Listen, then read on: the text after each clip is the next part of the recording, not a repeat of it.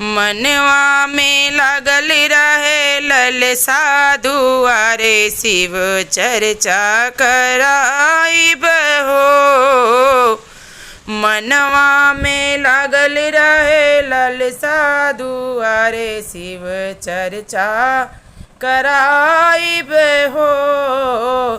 चर्चा कराइब ब्रह्मा के बोलाइब, चर्चा कराइब ब्रह्मा के बोलाइब। संगवा में ब्रह्माणी मैया दुआरे शिव चर्चा कराइब हो। संगवा में ब्रह्माणी मैया दुआरे शिव चर्चा कराइब हो। मनवा में लागल रहे ललसा दुआरे शिव चर्चा कराइब हो। चर्चा कराइब विष्णु के बोलाइब, चर्चा कराइब विष्णु के बोलाइब। संगमा में लक्ष्मी मैया दुआरे शिव चर्चा कराइब हो। मनवा में लागल रहे ललसा दुआरे शिव चर्चा कराइब हो। चर्चा कराइब भोले के बोलाइब, चर्चा कराइब भोले के बोलाइब।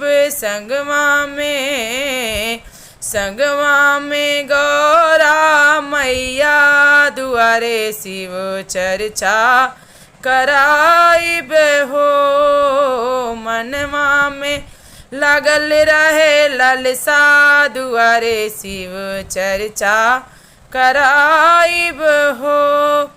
चर्चा कराइब राम के बोलाइब, चर्चा कराइब राम के बोलाइब।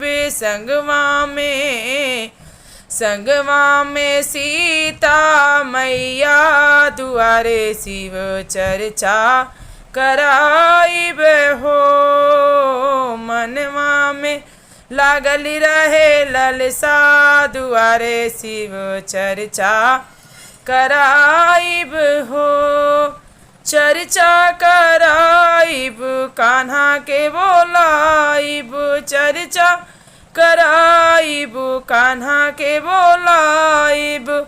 संगवा में राधा रानी दुआरे शिव चर्चा कराइब हो।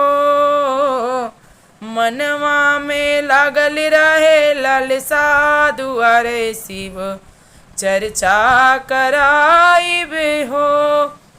पहले में दया मांगो दूसरे में चर्चा, पहले में दया मांगो दूसरे में चर्चा। तीसरे न मन परिणाम दुआरे शिव चर्चा कराइब हो। मनवा में लागल रहे ललसा दुआरे शिव चर्चा कराइब हो। मनवा में लागल रहे ललसा दुआरे शिव चर्चा कराइब।